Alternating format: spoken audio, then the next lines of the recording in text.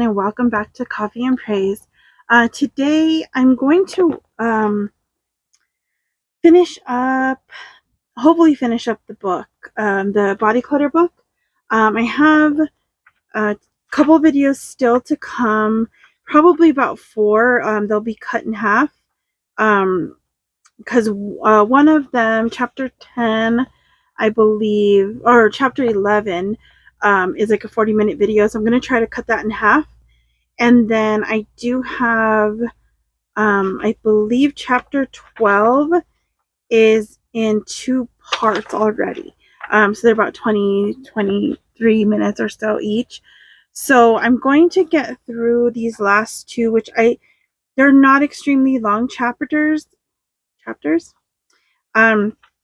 So the video shouldn't be too long unless I babble a lot, which I tend to do. So let's get to it. So the chapter 13 is called The Anger and Fear and Food.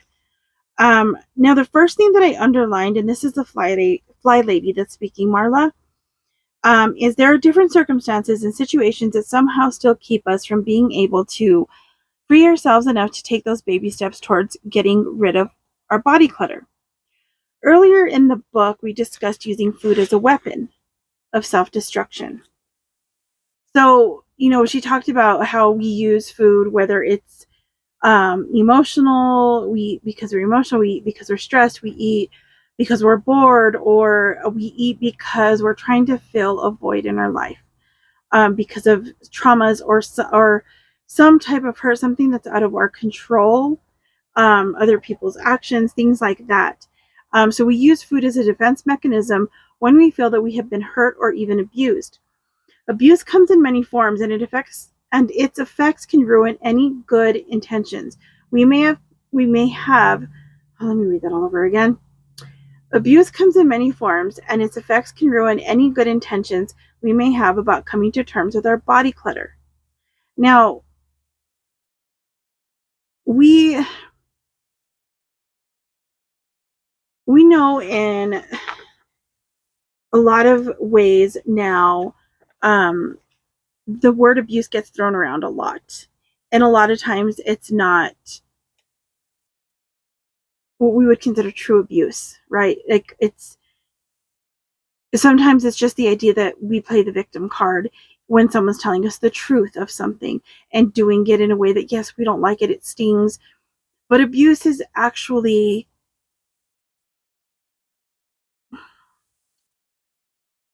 when someone they say they love us, but they really don't, or they say they care, but they really don't, or they're just bullying us, or they're trying to intentionally hurt us. And that can be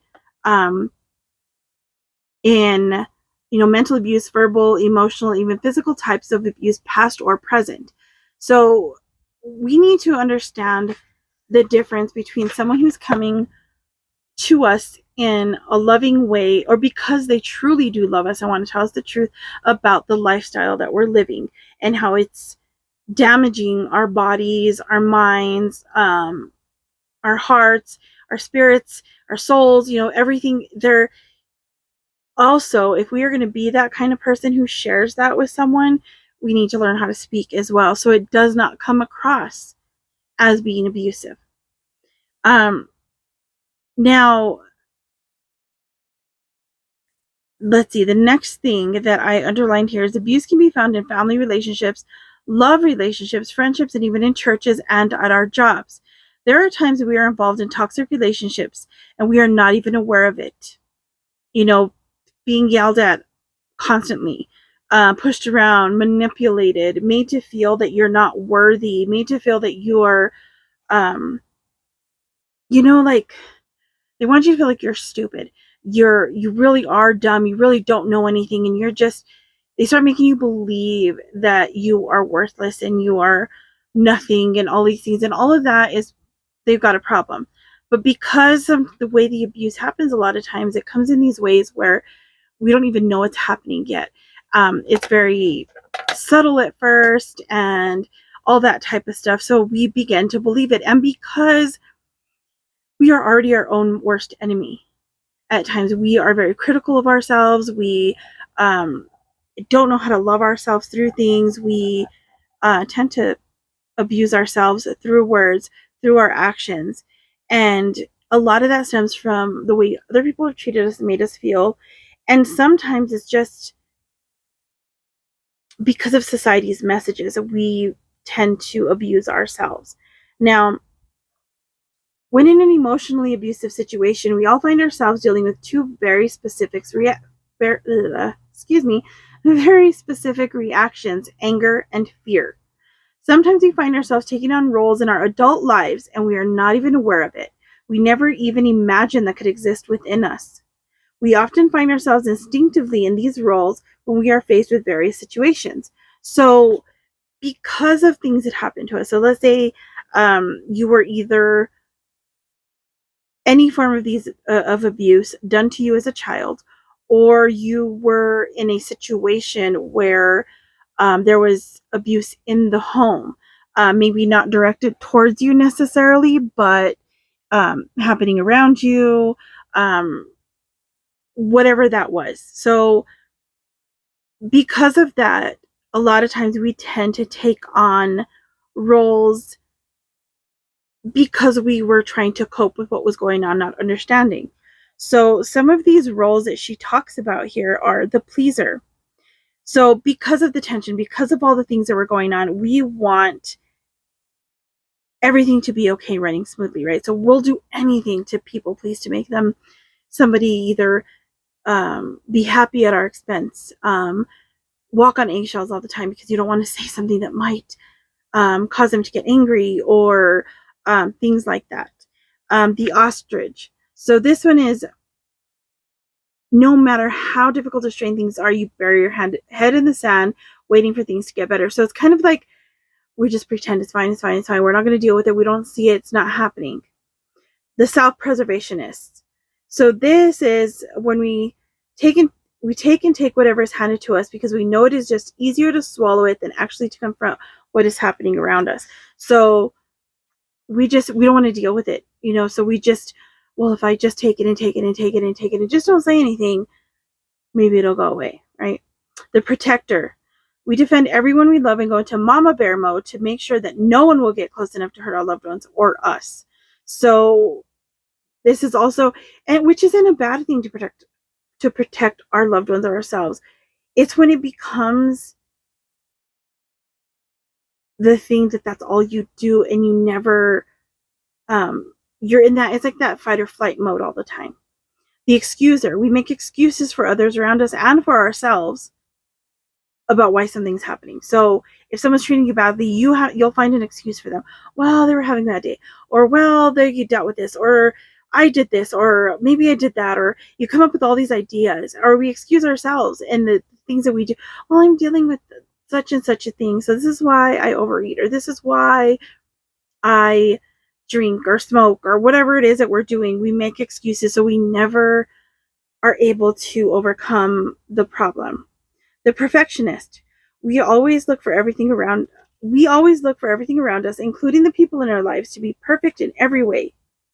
Yet perfection is something that neither we nor they are able to achieve. It's a sure setup for failure. And that one, it tends to happen a lot. We expect, if you're married, you expect your spouse to be perfect, right? Do everything right. They should know what you need. They should know what you want. They should know what to do. And then they may be doing the same thing to you, but then you do the same thing to yourself. And it's that, and I know I do this kind of thing. It's, if I can't do something perfect right away, I don't want to do it. So we were talking today. I was watching, Lynn is her name. I'm not sure the name of her channel, but if I remember, I will link it below. I did do a community post, I think once or twice, of some of her stuff. And so she does a lot of crocheting, and she does collage work and art and all kinds of different creative things, right? Well, I love her crocheted bags, and she did a crocheted Bible cover. And I thought it was great. And I thought that would be so awesome if I could do this. Well, I tried crocheting once. I don't have patience for that. It was one of the worst experiences because I wanted to do it right away. So I sat one day. I think it was me and my sister and my mom. My sister Sue-Ann crochets. My mom had done some before, so they kind of knew. And Sue-Ann learned off of I believe she said YouTube. I tried that. I tried learning from her, but I wanted to do it right. So I was trying to do it fast, got it all tangled up, and gave up. This was years ago. And I have never picked it up again. Although I think it would be one relaxing type of thing that I could do to,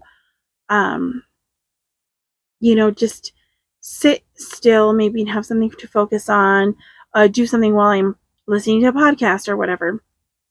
But the idea that I couldn't do it perfect right away, I gave it up. And see, I think this happens a lot in our lifestyle changes, because I don't want to look at what I'm doing to lose weight or to get healthier as a diet. This is not a diet. Because if it's a diet, then when I fail at it, I'm not going to get back up and go again. I'm just going to go straight back into what I was doing.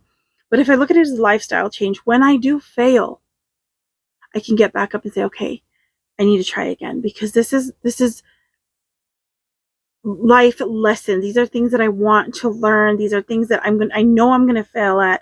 And when I call it, for me anyway, when I think of it as a diet, I think of it as, well, if it doesn't work, I'll try another one. If it doesn't work, I'm not going to do this. I'll try this other thing. And instead of really getting to know myself and listening to my body and finding out, well, what is causing the body clutter to begin with? And what is causing the clutter between my ears?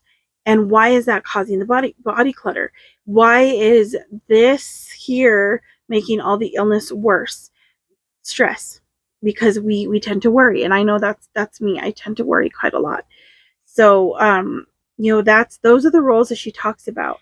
Now, in each of these roles, we find ourselves stuck in the same issues: anger and fear. And in just about every situation, we turn that anger and fear inward against ourselves. So if that is not recognized or dealt with when it is happening, we find ourselves back in the same place over and over again. The idea of overeating. So we're in the refrigerator. We're looking for something to eat, something to snack on. Going to the drive-thru, even though we haven't been doing that because we don't want to put that type of stuff in our bodies. Or we go to the grocery store, and what do we do at the grocery store? Instead of going for the healthy stuff, we go for the soda and the candies and the goodies and all the stuff that we know we're trying to stay away from for our own benefit, not for punishment. So the next thing that I have underlined is, we need to address how we perpetuate the hurt and pain that we have suffered by turning our anger inward on ourselves, and how we can stop this pattern of behavior, because this is our body clutter. I'm just going to continue reading this part because I think it's well worth it. It is not just the thunder thighs or the double chins. It is the accumulation of those hurtful words and actions and the resulting pain that have hardwired us with the instinctual action to protect ourselves. So, depending on what you're trying to protect yourselves from, body clutter becomes this type of shield, right? So, it becomes like a survival mechanism. So we use all these things to make ourselves feel better, to make ourselves feel safer, to make ourselves feel, I don't know, some kind of type of protection, maybe from unwanted attention, from those types of things. Tripod keeps falling forward. The next thing that she talks about is, it is this taking hold of our emotions that is going to stop us from perpetuating the abuse. It is, okay, so let me just look a little bit up there. We need to stop ourselves in the middle of these self-destructive patterns, because that's what's going to help us just stop continuously abusing ourselves and allowing abuse. So one thing she asks in here is, when you're in a situation that is causing pain, anger, or fear, what are you feeling inside your body? How is your body reacting? Do you get red in the face? Do you get really hot, shaky? When I'm in a situation where I'm either angry, I guess, I don't know, I guess it's kind of the same, whether it's angry or hurt, and I'm trying to explain myself. It's almost like a total shutdown. My body gets really shaky. and I get sick to my stomach, I get headaches, I get dizzy. It's this full on complete body reaction to it. And it's very similar to the fear. The difference with that is that in the fear state, in the panic attack state, I do get sick to my stomach, but it's not in the same way. It's not, I guess, the I don't even know how to explain it, because they're similar reactions but different intensities, maybe, or different thoughts going through my head. Because when it's a panic attack or anxiety that's happening, it's because of something outside of me, right? And I'm not necessarily having to confront that face to face or say something to it necessarily, because sometimes it's a trigger of some sort that I don't even remember why, like a smell or a something that I see, something that I hear, but it's not necessarily out of somebody else's mouth. Sometimes it's a song or just whatever. So it's kind of like I can get away from it, right? The idea is I can get out of that situation and leave. When it's a confrontational matter, when it's something that I need to tell someone, you hurt me because you said this, or if it's some kind of argument and that we're, this back and forth type of thing, it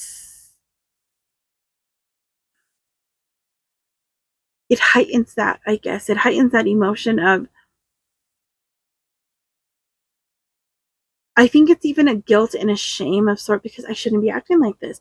I'm going to feel guilty because I'm hurting somebody else's feelings because they hurt my feelings. Or if I say something, I'm going to hurt somebody's feelings if I say, no, I don't want to do this or whatever. So, we all have different reactions to anger and how anger manifests itself in us and how it comes out. Sometimes, you'll get louder and louder if you want this person to hear you, or you withering in silence, unable to get a word out. That's usually me. I start saying something and then it just, I don't want to. It's a total shutdown. And one way to handle angry feelings is not to immediately react, but instead just to listen intently as if you were an outside person who is trying to figure out the process. We need time to gather our thoughts. And sometimes in that moment, it is better if we don't react, because a lot of times we're going to say something out of the hurt and the anger, because we're going to react based on that moment. And so a lot of times when we react out of anger, we will say something, and granted, there's always truth in what we say, whether we're joking around or, in that sarcastic kind of joking. I'm not saying like telling a joke, but there is some truth in there. So then when we're in an argument or something, in confrontation, when we say something, we say at least partly true, right? There's the truth in it, but we make it so much worse. We say it in a way where we want to destroy the other person's feelings, or you want to hurt them as bad as you're feeling. So it makes it worse, because then later on, when you truly sit and think about this, you see that maybe it wasn't as bad as it seemed to be. And if it was, it's better to work it out in a more calm manner, and deal with it in a different way than just back and forth reaction of anger and, like just all of that stuff, because it will make it worse, and it's going to make it harder later to get to that point of forgiveness and to get to that point of building back that relationship, whatever that is. And sometimes we do have to step away from those relationships, whether that be for good or it be for a time or whatever that is. But if we do something so bad and say things in such a way that we completely destroy a relationship, and then think later we shouldn't have done that, we shouldn't have said it that way because we really didn't mean that, it's going to be so much harder to come to terms with it later. And then that guilt and that shame upon you, it's going to turn into sticking your head in the refrigerator, shoving down those donuts, because we're coming from that place. So it is very hard to stop and say, no, I don't want to do this. Let's cool off. Let's think about it. Let's talk about it later. It's really hard. But it can be done. practice baby steps. And if you do get a chance or a moment to speak, try asking this one question: what can I do to help this situation? So if you're in an argument with your spouse, your child, a child with, if you're an adult child with a parent, or your sister, your brother, your friends, whatever it is, if there is something that they're telling you that comes from a point where they feel like you've hurt them or you've done something to make them feel bad about themselves, whatever it is, even if it was unintentional on your part, ask them, what can I do to help that situation? Because sometimes just asking that, it kind of just makes you, both of you, just stop for a minute, and maybe it gives them a chance to explain better in a more calm manner. And that's what she says next. A lot of times a simple question brings a calming level to the issue. Gentleness is the key. Now, anger is usually the emotion that we keep bottled up inside us. That's me. I do not like anger. I do not like getting angry. I think I fear what I will do if I get angry. Trying to stay hydrated. So